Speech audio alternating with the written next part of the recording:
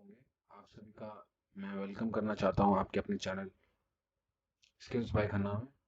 जैसे कि हमने इंसर्ट टैब, होम टैब के बारे में ऑलरेडी डिस्कस कर लिया, ड्रॉ टैब के बारे में डिस्कस कर लिया है। अब हम चलते हैं हमारे नेक्स्ट टैब की तरफ, जिसका नाम है पेज लेआउट। अब मैं आज आपको पेज लेआउट के बारे में बताऊंगा। पेज लेआउट में मैंने जिस तरह से यहाँ डिस्प्ले में देख पा रहे हैं आप कि मैं क्या बताऊंगा।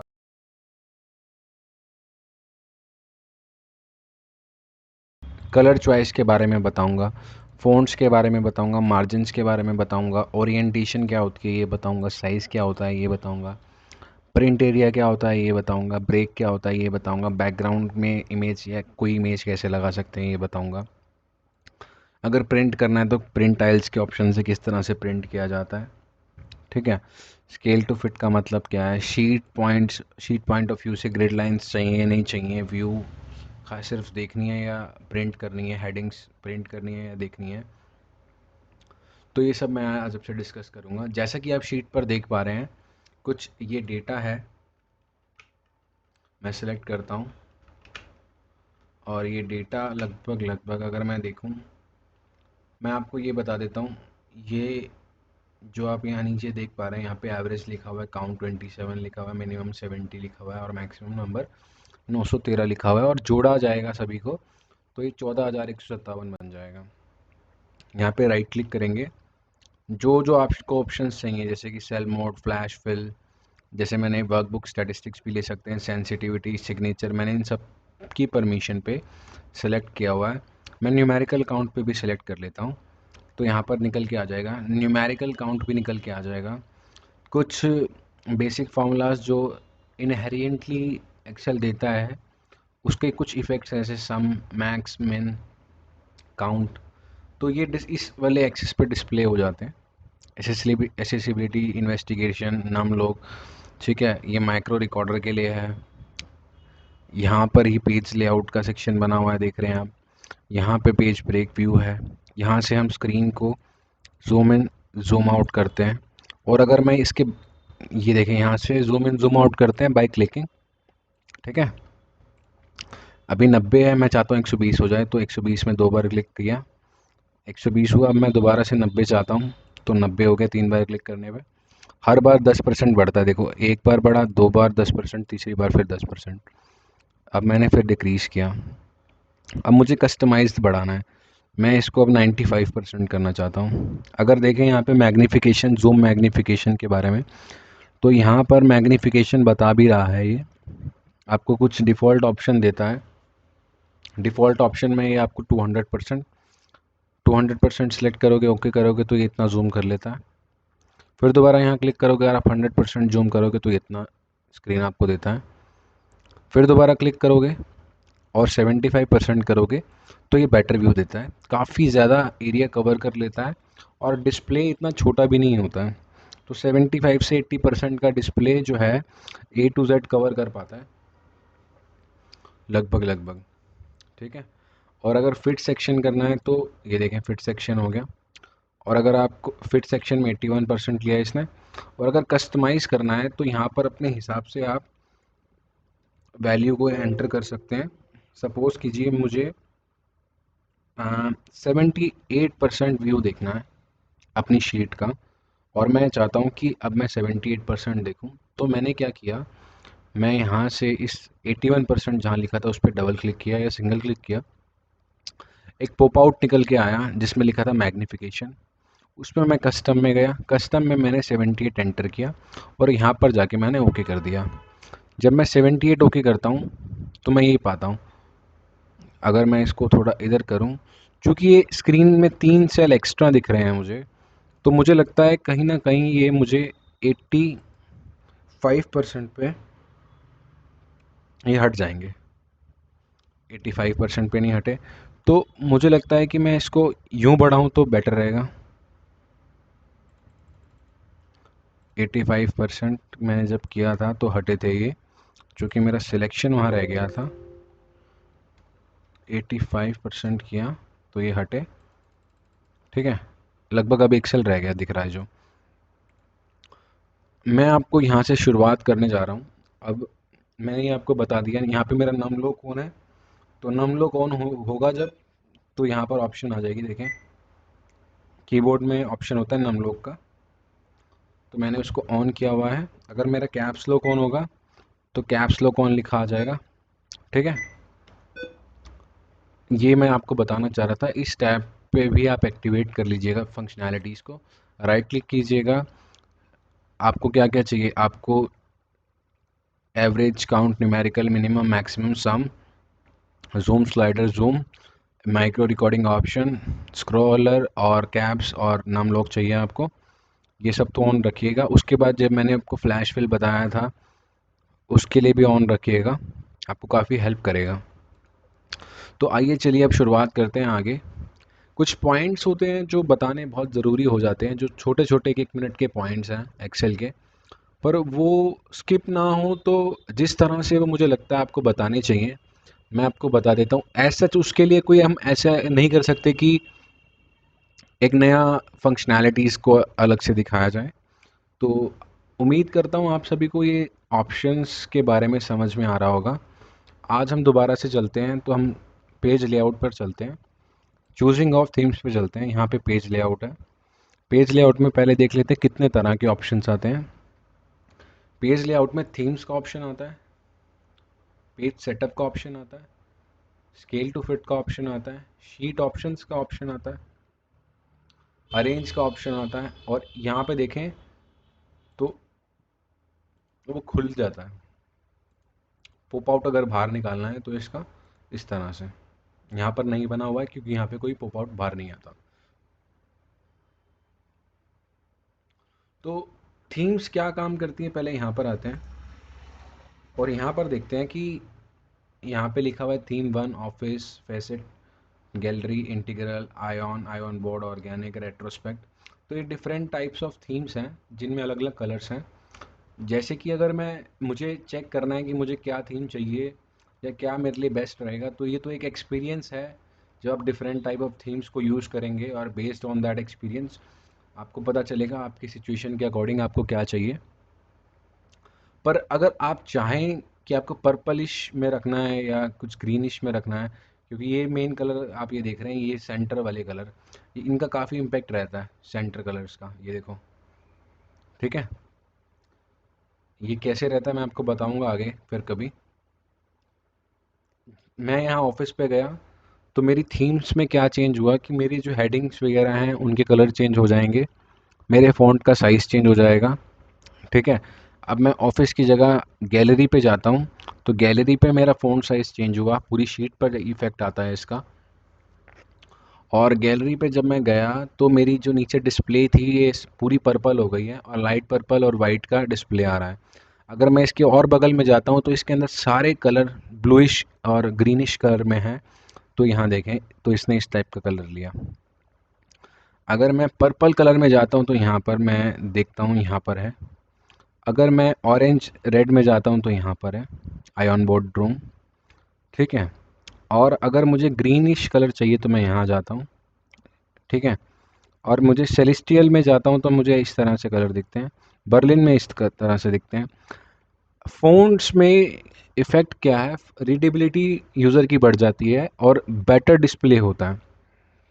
अगर आपके पास कोई ऑलरेडी एग्जिस्टिंग थीम है, जिसमें अगर आपने थीम कस्टमाइज़ की हो या आपको किसी ने दी हो, तो आप चूज़ कर सकते हैं। जैसे मैं वुड टाइप में गया तो इस टाइप के आ रहे हैं, विस्प में गया तो मेरे को इस टाइप से दिख रहा है, स्लेट में गया तो इस टाइप से दिख रहा है। मेरा पर्सनल ओपिनियन तो यही रहता है कि या तो बर्लिन ले लूँ, या तो आयरन बोर्ड ले लूँ, या गैलरी ले लूँ। ठीक है, सपोज़ कीजिए मैंने गैलरी ले लिया, तो मेरा डिस्प्ले आप देख पा रहे हैं कि किस तरह से डिस्प्ले आ रहा है। मैं दोबारा से गया, मैं थीम 1 में गया, मैंने यहाँ पे सिलेक्शन किया। ठीक है, आप ये मेरा सिलेक्शन देख पा रहे हैं, ये थीम इम्प्लीमेंट हो गई है।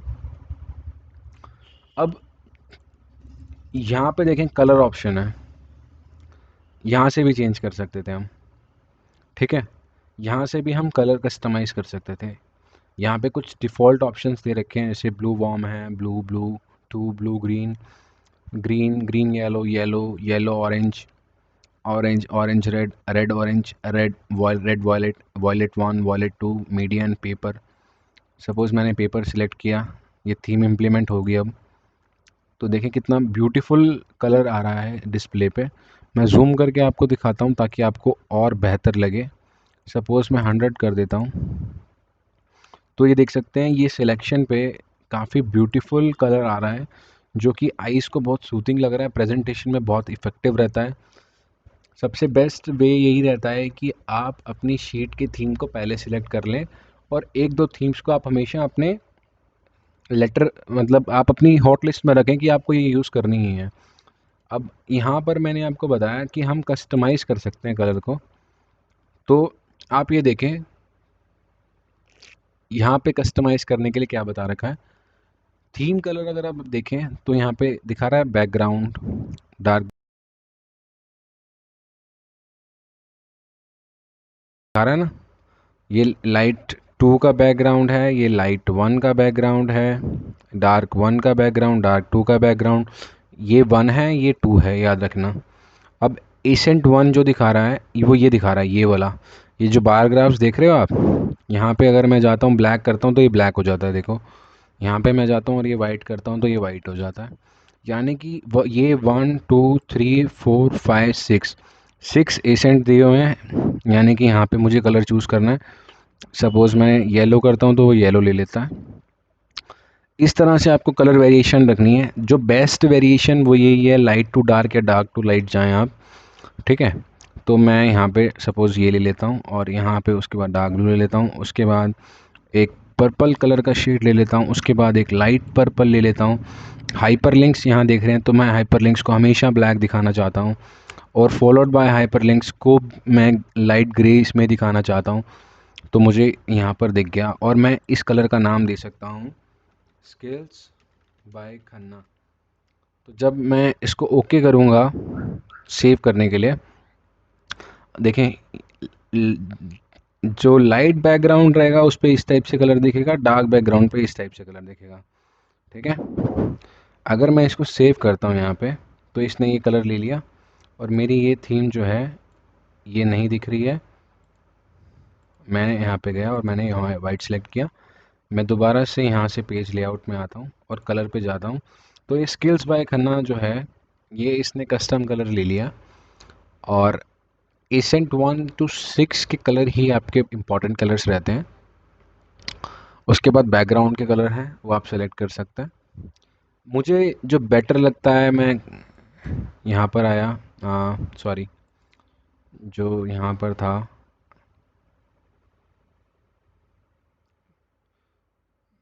सपोज़ मैंने ये चुना, तो एक माइल्ड कलर का इफ़ेक्ट भी एक अच्छा कलर रहता है। फ़ॉन्ट में क्या रहता है कि होम पे अगर जाओगे तो कैलिबरी यहाँ सिलेक्ट है, लेकिन पेज लेआउट में जाओगे और फ़ॉन्ट में जाओगे तो आप बाय डिफ़ॉल्ट अपने फ़ॉन्ट्स को चेंज कर सकते हो।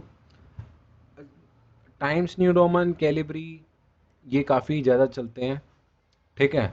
जॉर्जिया चलता है, ठीक है। एरियल ब्लैक चलता है, एरियल इफ़ेक्ट चलता है। तो depends on your preference and, और ये उस पर भी डिपेंड करता है कि आप जो है कि कहाँ प्रेजेंट करना चाहते हैं ना डेटा को। तो यहाँ से आप अपना सिलेक्शन कर सकते हैं। मैं एरियल ले लेता हूँ अभी के लिए सिलेक्शन में। तो होम पे जाऊँगा तो यहाँ पर एरियल आ जाएगा बाय डिफ़ॉल्ट। तो पेज लेआउट हमेशा सबसे पहले सिलेक्ट किया जाता है। शीट सिलेक्शन के लिए हमेशा थीम्स पहले बनाई जाती हैं, इस बात का ध्यान रखें। मैं सबसे ज़्यादा इफ़ेक्ट जो लेता हूँ मैं ग्लो एज लेता हूँ। ग्लो एज में जो मेरे आइकन्स वगैरह हैं काफ़ी अच्छे आते हैं। एग्जाम्पल मैं आपको दिखाऊंगा फिर कभी शॉर्ट सीरीज़ में। और मार्जिन की बात करूं तो अभी के लिए इतना अगर आपको समझ में आया है तो मुझे लगता है आप मेरे साथ साथ काम कर रहे हैं अपनी शीट्स पे।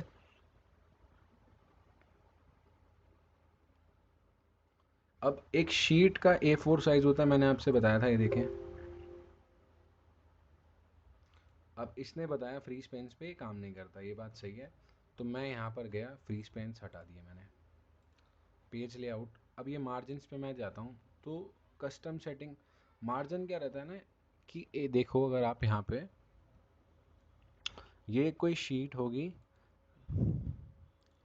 और उसको अगर इस तरह से काटा जाएगा तो यहाँ से ये दूरी, और यहाँ से ये दूरी, और यहाँ से ये दूरी, और यहाँ से ये दूरी, यानी टॉप 1.91 यानी कि लगभग 2 सेंटीमीटर यहाँ से रहेगा, बॉटम से भी 2 सेंटीमीटर रहेगा, लेफ़्ट से 1.78 सेंटीमीटर और राइट से भी 1.8 सेंटीमीटर नैरो में ये रहेगा।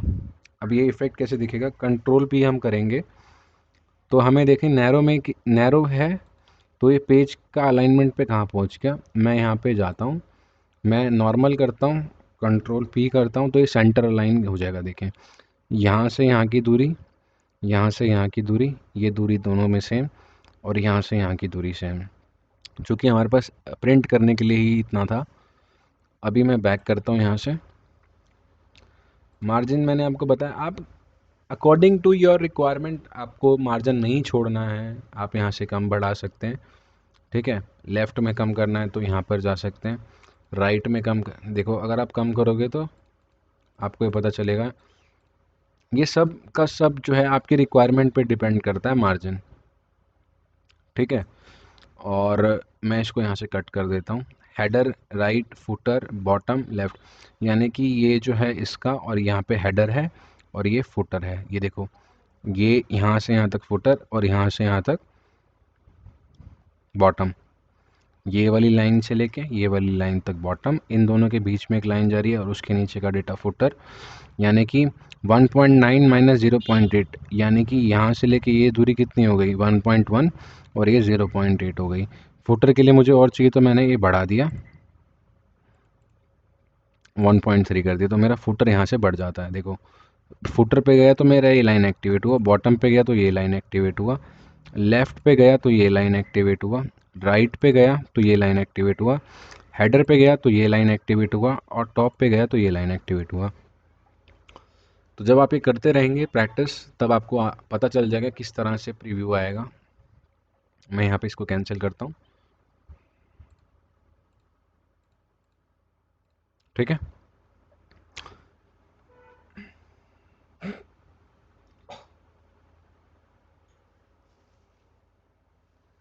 अब आगे जब हम बात करते हैं पेज ओरिएंटेशन की। पेज ओरिएंटेशन की जब हम बात करेंगे तो दो तरह के ही पेज ओरिएंटेशन होते हैं, एक पोर्ट्रेट मोड होता है, एक लैंडस्केप मोड होता है। अगर पेज सीधा रखा जाए तो वो पोर्ट्रेट मोड पर रहता है, अगर उसको 90 डिग्री स्टिल्ट कर दिया जाए तो वो लैंडस्केप मोड होता है। ये पोर्ट्रेट है, ये लैंडस्केप है। इसका इफ़ेक्ट कंट्रोल पी दबा कर ही पता चलेगा। देखें शीट इस तरह से दिखेगी,